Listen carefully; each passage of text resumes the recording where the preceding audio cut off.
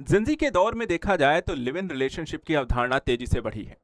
लेकिन हाल ही में एक ऐसा केस सुप्रीम कोर्ट में आया जिसमें कहा गया कि वो 10-15 साल लिव इन रिलेशनशिप में रहे।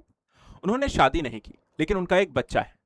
अचानक से वो दोनों अलग होने का फैसला कर लेते हैं। महिला आरोप लगाती है कि उसका शारीरिक शोषण हुआ है। उस पर एक आपराधिक मुकदमा दर्ज किया जाता है। इस मुकदमे की सुनवाई पहुंचती है सुप्रीम कोर्ट और सुप्रीम कोर्ट से एक सवाल करता है, अगर सहमति थी तो यह अपराध कैसे बन गया। चलिए आज इसी मुद्दे पर बात करते हैं।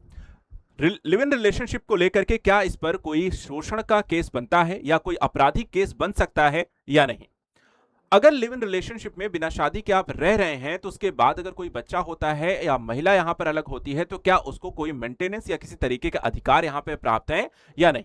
और सुप्रीम कोर्ट ने क्या एक बड़ा फैसला लिव इन रिलेशनशिप के दृष्टिकोण से दिया है, इन सारे मुद्दों को आसान भाषा में आप सभी को समझाने का प्रयास करता हूं। वीडियो को पूरा जरूर देखिएगा क्योंकि इसमें सभी मुद्दे जो वर्तमान समय के भारतीय समाज में चल रहे हैं उस पर सवालिया निशान भी उठाते हैं और साथ ही बदलते हुए दौर की भी बात यहां पर करते हैं। खासकर जिंदगी के दौर में अगर देखें तो यह मुद्दा इस समय काफी चर्चा का विषय रहता है। चलिए बात करते हैं, मामला क्या है, मामले को समझते हैं। सुप्रीम कोर्ट ने एक फैसला यहां पर दिया है। उस फैसला जो है जिस मामले पर दिया है उस मामले को देखिए। एक महिला और पुरुष जो 15 साल से लिव इन रिलेशनशिप में रह रहे थे, शादी नहीं के, बिना शादी के दो, एक कह सकते हैं एक महिला और पुरुष जब साथ में यहां पर रहते हैं तो उसे आप एक लिव इन रिलेशनशिप यहां पर कहते हैं, जहां पर प्यार मोहब्बत तो है लेकिन वो शादी नहीं करना चाहते हैं। अब देखा जाए तो उनका एक बच्चा भी हो जाता है। ठीक है, शादी नहीं की है, साथ रहते हैं, पार्टनर हैं एक दूसरे के और उनके साथ साथ यहां पर उन्होंने एक बच्चा भी कर लिया। उसके बाद कोई मुद्दा बनता है दोनों के मध्य, दोनों अलग हो जाते हैं और उसके बाद महिला को लगता है कि उसके साथ गलत हुआ है, उसका शारीरिक शोषण किया गया है और इसके दृष्टिकोण से वो एक आरोप लगाती है, एक मुकदमा करती है और आरोप जो लगाया गया उस आरोप में यह कहा गया कि व्यक्ति के द्वारा उससे शादी का वादा करके उसके साथ संबंध बनाया गया, उसका शारीरिक शोषण किया गया और इस तरीके से यहां पर एक आपराधिक मुकदमा दर्ज करा दिया जाता है। ठीक है, यह पूरा मामला था और इसी मामले को लेकर के मामला सुप्रीम कोर्ट जब पहुंचा तो वहां पर आगे की कहानी है। सुप्रीम कोर्ट ने क्या कहा, इस मुद्दे को सुप्रीम कोर्ट कैसे देखता है, उस पर उसने टिप्पणी क्या की। सुप्रीम कोर्ट ने लिव इन रिलेशनशिप पर यहां पर टिप्पणी यह की, पहला कि अगर रिश्ता जो है आपसी सहमति यानी कि कंसेंसुअल था तो बाद में फिर अलग होना अपने आप में यह अपराध नहीं है। यानी एक सीधा सीधा सुप्रीम कोर्ट ने यह कह दिया कि अगर आप लिव इन रिलेशनशिप में दोनों साथ रह रहे थे, एक दूसरे की सहमति से रह रहे थे, वो भी 10 से 15 साल, आप 15 साल तक आप साथ में रह रहे थे, तो 15 साल कोई व्यक्ति साथ में रह रहा है तो अचानक से वो अपराध यहां पर नहीं बन जाता है और किसी तरीके का यह शारीरिक शोषण नहीं कहा जाएगा। सुप्रीम कोर्ट ने इस चीज को यहां पर स्पष्ट किया है। उन्होंने कहा कि देखिए जो लिव इन रिश्ता है, रिलेशनशिप है, यह अपने आप में एक जोखिमपूर्ण रिलेशनशिप है। ये रिश्ता जो है इसमें कोई भी कभी भी अलग हो सकता है क्योंकि ना तो आपने शादी की है, ना ही कोई यहां पे रजिस्ट्रेशन किया है, ना ही किसी तरीके से यहां पर आपने एक दूसरे को कोई वादा किया हुआ है, कोई यहां पे सामाजिक बंधन इस पर नहीं है। इस कारण से अगर हम देखें तो यह अलग होने का क्रिमिनल केस नहीं है, ना ही यहां पर इसे माना जा सकता है। तो सुप्रीम कोर्ट ने सीधा कह दिया कि इस तरीके के जो आपने आरोप लगाए हैं कि यहां पे शारीरिक शोषण हुआ है, शादी का वादा करके यहां पर संबंध बनाए गए हैं, वहां पर फिर आपको छोड़ गए हैं, ऐसा कोई भी यहां पे आपराधिक केस आप इस पर दर्ज नहीं करा सकते और ना ही यहां पर इस पर बनता है। एक बड़ा फैसला है, एक बड़ा तर्क यहां पर है और कोर्ट ने यह भी कहा है कि जब रिश्ता यहां पर सहमति से था तो यह अपराध यहां पर कैसे बन सकता है, यह अपराध यहां पर नहीं है। यह सुप्रीम कोर्ट ने इस मुद्दे पर यहां पर बोला है। अब देखा जाए तो कब मामला आया अपराध यहां पे बन सकता है उसको भी समझते हैं कि ठीक है, इस मुद्दे पर सुप्रीम कोर्ट ने यह कह दिया कि ठीक है, यह मुद्दा जो है अपराध की श्रेणी में नहीं आएगा।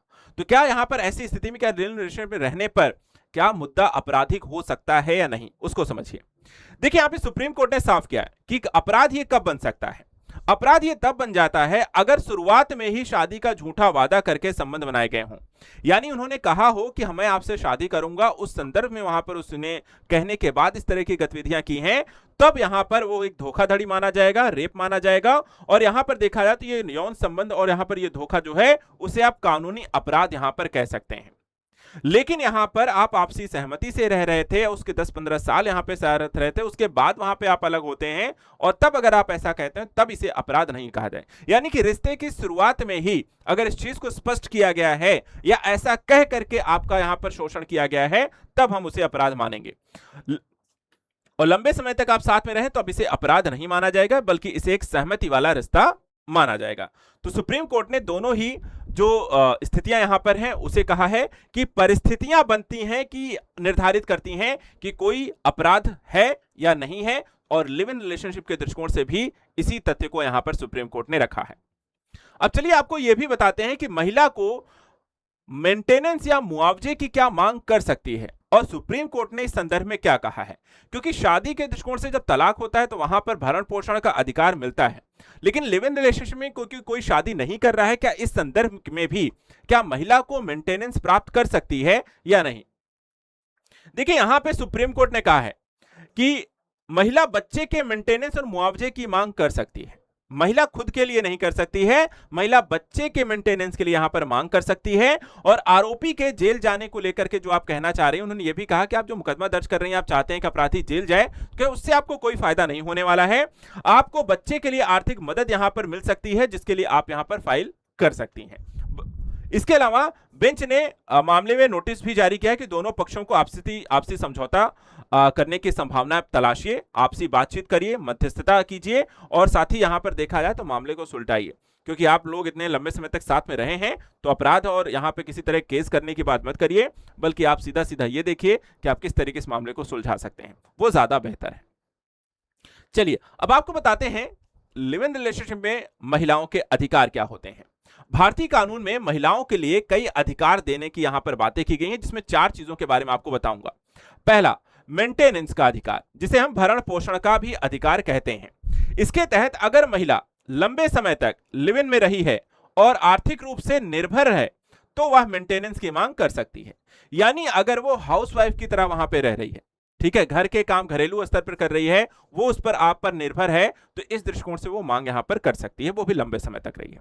दूसरा, protection of women from domestic violence act 2005 के तहत भी इस कानून में क्या कहा गया है कि इस कानून के तहत लिव इन रिलेशन को relationship in the nature of marriage माना गया है, यानी कि शादी की तरह माना गया है। इस कानून के तहत महिला को रहने का अधिकार और खर्च के लिए सहायता यहां पर मिल सकती है। और तीसरा है बच्चों के अधिकार, जिसमें लिव इन में जन्मे बच्चे को पूरी तरह वैध माना जाएगा, जैसा कि इस केस में भी है। बच्चे को पिता की संपत्ति, अधिकार और मेंटेनेंस भी यहां पर मिलेगा। और सुप्रीम कोर्ट के कई फैसलों में यह भी कहा गया है कि बच्चे के अधिकार जो हैं वो शादी पर निर्भर नहीं होते हैं। तो इस तरीके से यहां पर सारी चीजों का निर्धारण हो गया है कि मध्यस्थता के लिए भी यहां पर सुझाव दिया गया है, और ये जो अधिकार हैं ये महिलाओं को मिलते हैं, शादी नहीं भी की है, लिव इन रिलेशनशिप में है फिर भी। इसके साथ साथ 2-3 और पक्षों को भी ध्यान रखिएगा। एक यहां पे जो बच्चे के अधिकार को लेकर के बातें की गई हैं कि लिव इन में जो बच्चा है पूरी तरह वैध है, बच्चे के पिता को पिता की संपत्ति में यहां पर मेंटेनेंस मिलेगा। दूसरा यहां पे यह भी कहा गया है कि घरेलू हिंसा के मामले में महिला के साथ किसी तरीके की हिंसा हुई है, घरेलू हिंसा हुई है, तो उसके तहत फिर उस पर केस भी दर्ज किया जाता है। ठीक है, घरेलू हिंसा का केस दर्ज करा सकती है लिव इन में रहने वाली महिला भी, और इसमें शारीरिक, मानसिक, आर्थिक तीनों तरीके की हिंसा आपको शामिल की गई है। इसके अलावा शादी का झांसा देकर धोखाधड़ी का मामला भी कब बनता है कि अगर शुरू से ही यहां पर पुरुष का इरादा ऐसा रहा है कि उसे शादी नहीं करनी है, सिर्फ यहां पर उसे शारीरिक यहां पर संबंध बनाने हैं, तो ऐसी स्थिति में यहां पर यह केस बनता है। और साथ ही यह भी कहा है कि अगर दोनों लंबे समय तक सहमति के साथ रहे हैं तो कोर्ट इसे आमतौर पर सहमति वाला रिश्ता स्वीकार करती है, और इस मामले में यहां पर केस नहीं बनते हैं। तो ये सारी चीजें यहां पर हैं जो वर्तमान में देखा है तो सुप्रीम कोर्ट के द्वारा ये फैसला दिया गया है। इसमें एक चीज बहुत ही साफ और स्पष्ट कर दी गई है कि लिव इन रिलेशनशिप में रहने के बाद लंबे समय तक अगर आप रहते हैं तो वहां पर सहमति के साथ रह रहे हैं, और इस संदर्भ में कोई भी आपराधिक मुकदमा नहीं बनता है। आपराधिक मुकदमे बनने की स्थिति उन्होंने क्लियर की है। महिला को मेंटेनेंस मिलेगा, बच्चे को मेंटेनेंस मिलेगा, उससे अधिकारों की यहां पर बात की गई है, और केसेस और उससे संबंधित यहां पे अधिकारों की भी बात इसमें की है। लिव इन रिलेशनशिप को एक शादी जैसा यहां पर तमगा भी आपको देना एक तरीके से दिया गया है, और ये सारे मामले को यहां पर अच्छे से समझना भी जरूरी है, क्योंकि वर्तमान दौर में देखा जाए ये तेजी से यहां पर खासकर शहरों में लिव इन रिलेशनशिप का दौर बढ़ा है, और इसके कारण इस तरीके के केसेस भी आपको तेजी से बढ़ते हुए देखे जा रहे हैं, जिसके कारण महिलाओं को ऐसे मुद्दों को समझना ज्यादा जरूरी है। तो आज का ये वीडियो आप सभी को कैसा लगा इसमें कमेंट करके बताइए। लिव इन रिलेशनशिप को लेकर के आपका क्या कहना है, सुप्रीम कोर्ट का यह फैसला कितना सही है, और साथ ही यहां पर ऐसे इंपॉर्टेंट करंट अफेयर्स के मुद्दों को लेकर के आप हमारे साथ जुड़े रहे। Thank you so much and good luck.